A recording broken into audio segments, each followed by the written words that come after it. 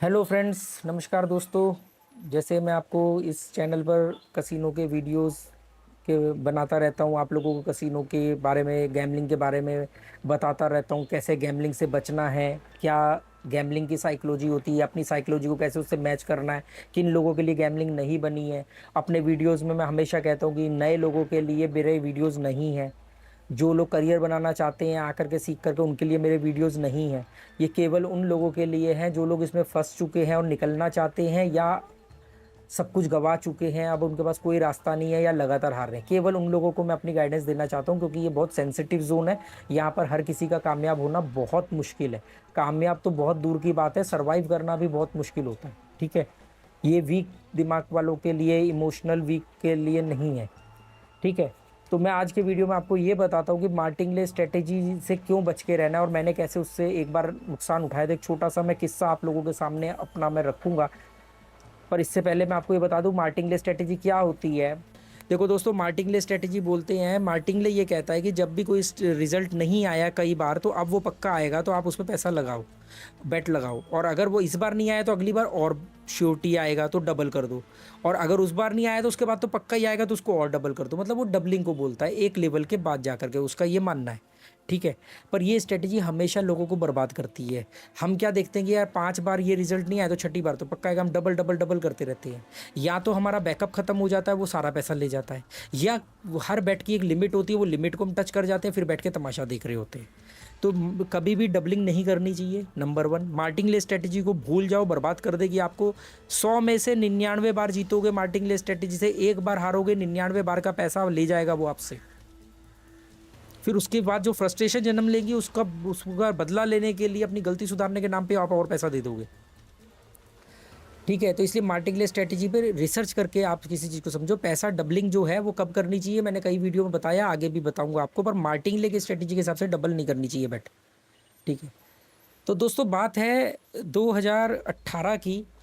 मैं काठमांडू नेपाल में था। कसिनो का नाम था बेले। बेले कसिनो, जो श्रीलंका के अंदर भी है और गैंगटॉक में भी है। इन्हीं का बेले कसिनो जो है वो नेपाल के अंदर भी है, काठमांडू में। तो वो लाजिमपट के पास, बिल्कुल थामिल के साथ में ही।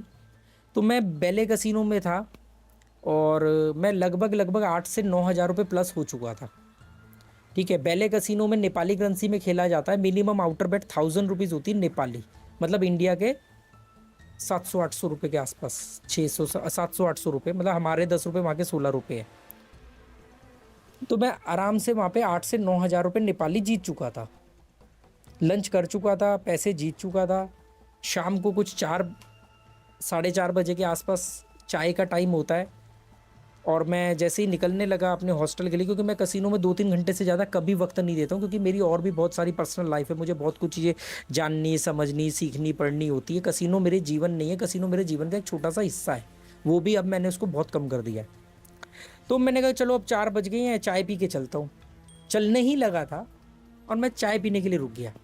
तो मैंने जैसे आपको कई वीडियो में बताया है कि कसिनो वालों की एक स्ट्रेटजी होती है कि ये कैसे आपकी साइकोलॉजी को हैक करते हैं। क्यों रूलेट के हर टेबल के डिस्प्ले बोर्ड, हर हर गेम के डिस्प्ले बोर्ड जो है वो ऊंचाई पर और अट्रैक्टिव और डिस्प्ले वाले, विजिबल वाले लगाए जाते हैं, कि जो उस टेबल पर नहीं खेल रहा है, दूर बैठ के कसिनो के किसी भी कोने पे बैठोगे, आपको हर टेबल का डिस्प्ले बोर्ड दिखेगा, हर गेम का डिस्प्ले बोर्ड दिखेगा। ये पूरा इसके पीछे एक साइकोलॉजी है, एक स्ट्रेटजी है। मैं क्या खेलता था उस समय, पहले आपको ये बता दूं, मैं आउटर बैट खेलता था, नया नया था। आउटर बैट हमेशा लोगों को समझ में आता है। आउटर बैट से कभी भी आप प्रॉफिट में नहीं आ सकते। आउटर बैट जो है 18 नंबर वाली, जो 1/1 का प्रॉफिट होता है, इसमें आप कभी भी प्रॉफिट में नहीं आ सकते। ये केवल नए लोगों को अट्रैक्ट करने के लिए होती है, जैसे कि odd even, small number, big number, 1 to 18 और 19 to 36, और रेड और ब्लैक जो सबसे इजी है। जिसको आंकड़े समझ में नहीं आते, जिसको रूलेट नहीं आता, उसको कलर तो समझ में आता है ना, लाल या काला। लाल आएगा या काला आएगा, प्रिडिक्ट ही तो करना है, तो जहाँ पे रख दो। सबसे आसान होता है कि विजिटिंग कार्ड है, खाली बुलाने का। इससे कभी आप प्रॉफिट में नहीं आते, ये सिर्फ अट्रैक्ट करने का तरीका है। तो उस समय ये होता था। मार्टिंगले स्ट्रेटेजी सीखी थी यूट्यूब पे वीडियो देख करके किसी के, उसने समझ में आया। डमी खेल खेल के खूब चेक भी कर लिया डेमो में, कि अगर 5 बार ब्लैक नहीं आए तो छठी बार तो मारेगा ही, 7वीं बार तो मारेगा ही, 8वीं बार तो मारेगा ही। हम शुरू ही 5 बार से करेंगे, 4 बार से करेंगे। तो मैं क्या करता था, जब भी 4 बार सेम कलर आता था, 5वीं बार उसके अपोजिट लगाना शुरू करता था कि 4 बार आए, और इसमें मैं मैक्सिमम टाइम जीतता था। मतलब अगर 10 बार मैं कसीनो गया हूँ, 10 दिन कसीनो गया हूँ, तो कम से कम 7 से 8 बार मैं जीत के आता था, या इससे भी ज़्यादा समझ लो। और मैं दिन में एक ही बार जाता था कसीनो। मेरा एक सिंपल नियम है, एक ही अटेम्प्ट करना है। तो जब मैं चाय पीने रुका और आराम से मैं ऐसे चाय पी रहा था बैठा हुआ कहीं पे, सामने एक टेबल था, ऐसे 4 टेबल लगी हुई है रूलेट की सामने ही। उसमें से एक टेबल पे मैंने देखा 4 बार ब्लैक आया है। अभी पेमेंट मैंने कैश नहीं कराई थी, चिप मेरी जेब में थी। तो मैंने जाके 1000 रुपये उसके अपोजिट रख दिया, वो नहीं आया। टेंशन की कोई बात ही नहीं थी, जेब में से निकाले 2000 रुपये, 2000 रुपये रख दिए, वो फिर नहीं आया। जेब में से 4000 निकाले, फिर रखे, वो फिर नहीं आया। अब विनिंग क्या अमाउंट जो था वो लगभग 8000 के करीब था। उसके अलावा 5-6 हज़ार रुपये मैं लेके भी गया हूँगा। उसके बाद मैंने और पैसे रखे, डबल करे, 4000 रुपये जब रखे और वो भी बेट नहीं आई। अब रखने थे 8000, क्योंकि अगर 8 नहीं रखोगे तो फिर आपको नुकसान होगा। अब दिल की धड़कन तेज होने लगी, 8000 भी रख दिए, वो फिर नहीं आया। मतलब लगभग 8 बार वो नंबर नहीं मारा। उसके बाद मेरी जेब में जितने पैसे थे वो 16000 होने चाहिए थे, 16000 से कम ही थे, वो भी मैंने रख दिए। वो फिर भी नहीं माना। मतलब उसने वो नंबर कलर आया, मैंने कहा चलो ठीक है, जो गया वही आ जाएगा। तो जितने पैसे थे वो रख दिए, डबल नहीं हो पाए थे, ख़त्म हो गए थे। 16000 रुपये के से थोड़े बहुत 1000-2000 कम होंगे, वो रखे, वो भी नहीं आए, चले गए। अब आप हिसाब लगाओ, 1000 फिर 2000, 3000 हो गए। 3000 के बाद मैंने 2000 का डबल किया, 4000, 3 और 4 7000। 7000 के बाद मैंने उसका डबल किया, 14000, 8000, 16000, ऐसे करके आप टोटल कर लो कितना अमाउंट गया होगा। उस मेरे पास $200 थे, 100 डॉलर के 2 नोट थे। बैले कसिनो में क्या होता है कि आपको टेबल पे पेमेंट चिप नहीं मिलेगी, ना टेबल पे आप पैसे दे करके ले सकते हो, ना कैश चिप। आपको वहाँ पर एक उनका कैश काउंटर है, वहाँ पे जाकर आपको डॉलर पैसे देने पड़ेंगे। वो आपको उतने अमाउंट की स्लिप देंगे, वो स्लिप ला के आप जब काउंटर पे दोगे तब वो आपको कैश देगा, वो चिप देगा।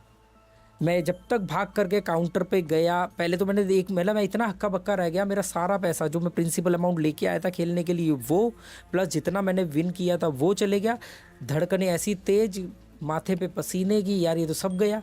और बड़ा गुस्सा आ रहा था मुझे, मतलब ये सोचने में थोड़ा बहुत वक्त गया। फिर भाग करके $100 निकाले, काउंटर पे गया।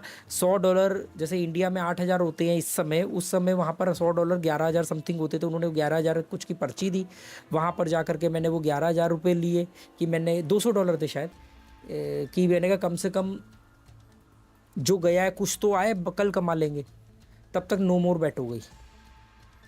और नो मोर बैट होने के बाद में कुछ 9वीं या 10वीं बार में उसने वही कलर मार दिया जिस पे मैं अब तक पैसा लगा रहा था। अगर वो नहीं भी मारता, मान लो वो वाला मारता, तो मैं शायद वहाँ से फिर डबलिंग शुरू करता। मैं जो भी करता, अगर मैं उस दिन जीत भी जाता, अब मैं आपको ये चीज़ समझाना चाह रहा हूँ कि अगर मैं जीत भी जाता तो सेम मिस्टेक 100 नहीं 1001% में अगली बार जरूर करता। क्योंकि आप सबक, गैम्बलिंग में आप सबक तब सीखते हो जब आप हारते हो। जब आप जीतते हो तब आप सबक नहीं सीखते। अगर मैं उस दिन जीत जाता तो मैं कहता, देखा मैं बिल्कुल सही था, देखा मार्टिंगले बिल्कुल सही था, पैसे का बैकअप होना चाहिए। और उसी रेफरेंस पे उस दिन तो मैंने कुछ 19-20 हज़ार रुपये गवाए। कितनी देर में? 20 मिनट के अंदर। पर अगर मैं उस दिन जीत जाता, वो मेरा ड्रॉप बैक होता, क्योंकि उस रेफरेंस के ऊपर मैं 50,000 तक, लाख रुपए तक आने वाले दिनों में उसका पीछा करता और फिर बड़ी बड़ी रकमें हारता। तो यही मैं बोल रहा हूँ कि मार्टिंगले स्ट्रेटेजी से बचो।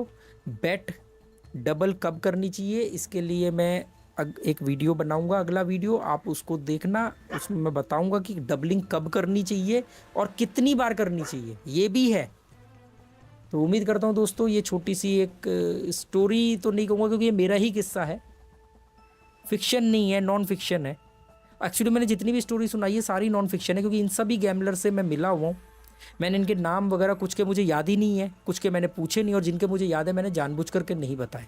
पॉजिटिव स्टोरी मैंने कभी नहीं सुनाई, ना मैं सुनाऊंगा, क्योंकि उससे लोगों को जुए को लेकर के मोटिवेशन मिलेगा जो मैं नहीं चाहता। Okay, goodbye, thank you.